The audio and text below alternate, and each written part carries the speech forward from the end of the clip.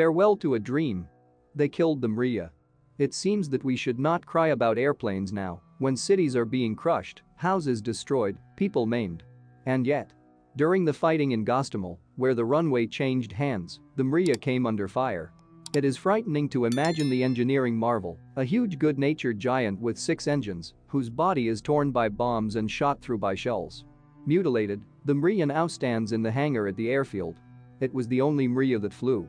The second plane, unfinished, for years stood in the hangar of Antonov Design Bureau, which had created it in the Soviet times, when the war between the Russians and Ukrainians was unimaginable and impossible. Before the Mriya, the biggest airplane in the world was the wooden flying boat of millionaire Howard Hughes, who designed it and took it into the air himself. But Hughes' giant flew only once, flew 2 kilometers, and then stood on the ground for decades as a monument to the mania that possessed the rich man. The Mriya was not like that. There was no extravagance in her appearance. She was a hard-working giant with quadruple duplication of all systems and with huge wingspan of almost 90 meters. To imagine, that's the length of a soccer field.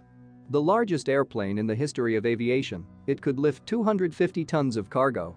It could carry 50 cars in its huge belly. There were rails laid on the fuselage floor, and containers the size of a railroad car were brought in. There are pictures that show a ship being loaded into the Mriya, a helicopter, and a huge multi-wheeled truck coming out of its belly. On its back, like a circus strongman, Mriya carried the spaceship Buran and demonstrated this trick at the airshow in Liberget. An-225 Mriya is a transport jet of extra-large carrying capacity, developed by the Antonov Design Bureau. It is the biggest in carrying capacity airplane over the whole history of the world aviation. The reason of building the An-225 was the necessity of creation of the air transportation system for the project of the Soviet multiple spacecraft Buran.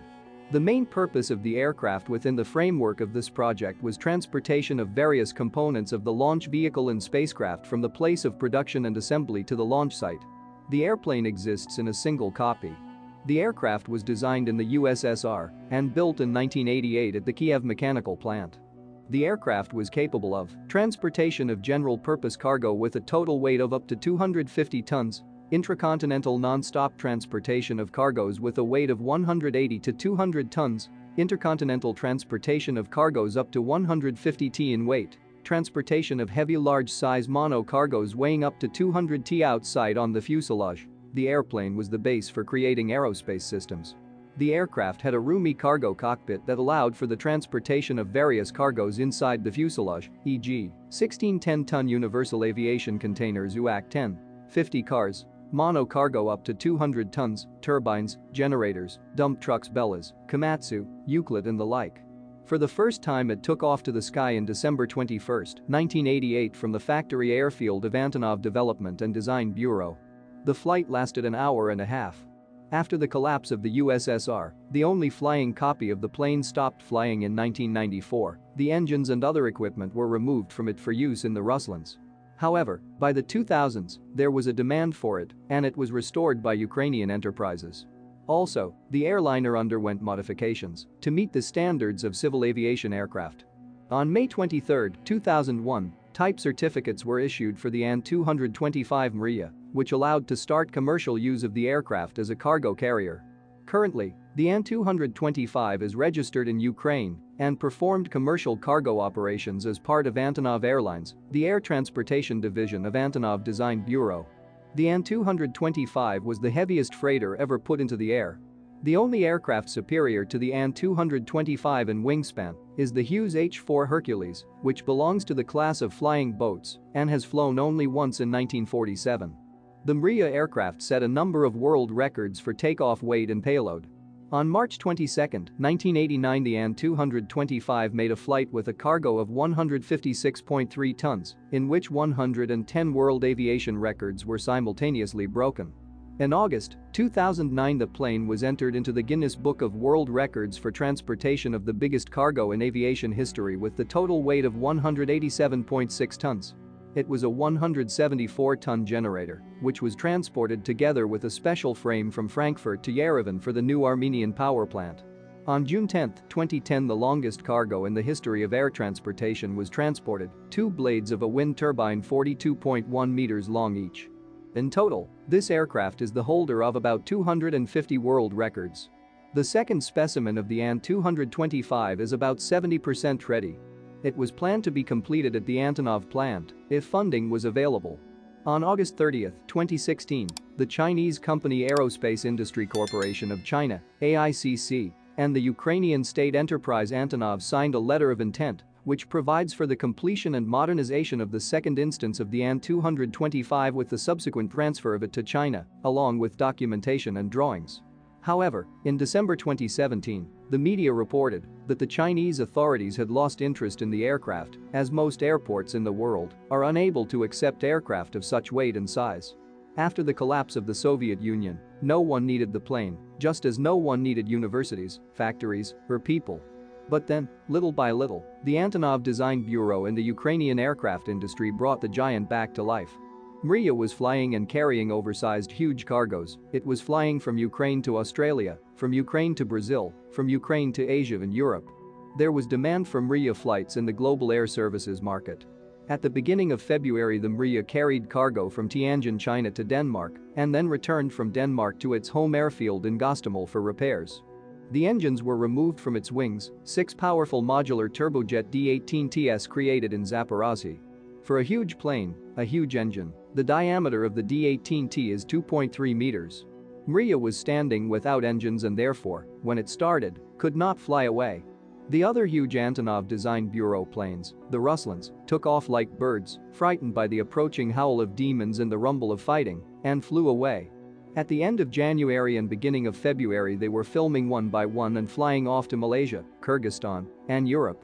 We in those days were still only guessing about the future and hoping for the best, but the planes already knew.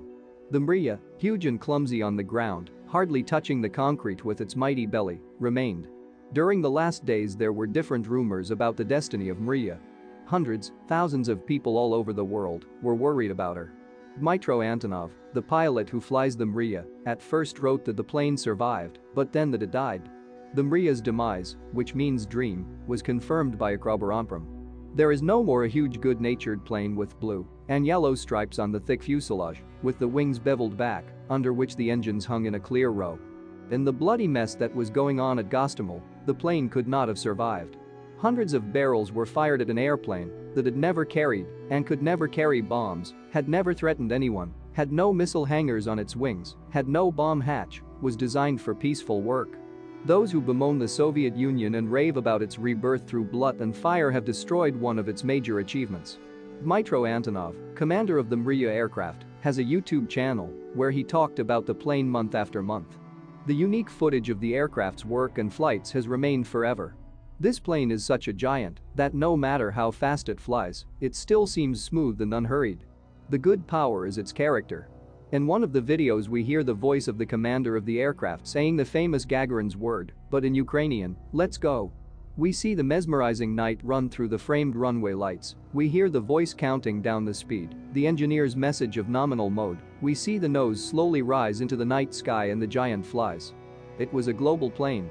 Under its wings was the whole earth, the blue mountains of the Tian Shan, and the blue waters of the ocean, and white caps on the tops of the Caucasus, and sunsets of Africa, and sunrises of America, and the vast expanses of China. This plane was everywhere, and by its flights, united the globe into a single human community. Mriya was indeed a dream of Ukraine, a bright, good-natured dream, that everything will be fine, that the country is alive, that its aircraft industry is alive, that the creative forces of people will be enough to slowly, little by little pull the country to a decent good life, to the well-being. And now Mriya has been killed. And I read on the net what Ukrainians write about it. They write that these days they are used to living without tears, with dry rage in their souls. But there are tears at the news of the death of huge beautiful Mriya. That the combat helicopters of Kamov and Mil would come with fire to the aerodrome of Antonov Design Bureau and crash its aircraft, neither Kamov, nor Mil, nor Antonov could imagine this. Serious people, outstanding engineers, each with their own complicated fate, they could not have imagined such a demoniacal and such nonsense that does not fit in human consciousness. Viktor Ilyich Tolmachev, the chief designer of the Mriya, was a Russian man from Kursk who had dreamed of aviation since childhood. His whole life was spent in Ukraine, where he graduated from the Kharkov Aviation Institute and then worked all his life in the famous Antonov Design Bureau. Russian engineer, Ukrainian aircraft designer, it was in his life inseparable.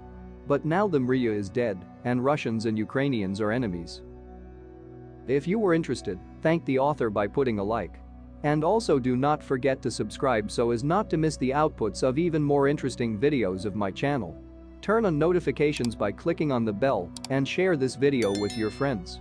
What else interesting can you add to this video? Write in the comments, it will be interesting to read.